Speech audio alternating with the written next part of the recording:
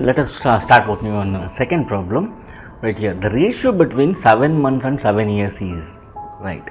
So what they have given here, 7 months and 7 years, right.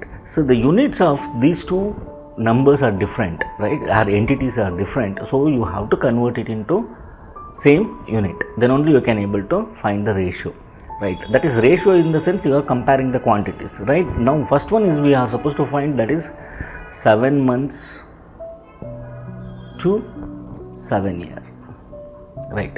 Now what I will do, I will convert year to months. See, we know that 1 year is equal to how many months? 12 months, right. So 7 year is equal to how much? 7 years is equal to 7 into 12 months.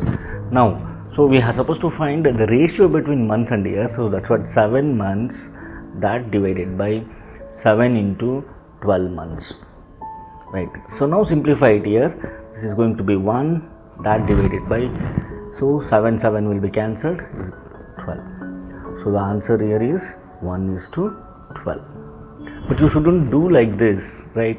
So 12:1 is entirely different than this, right. Then that is going to be the ratio between 7 years to 7 months, but here they asked 7 months to 7 years, so 1:12 is the right one.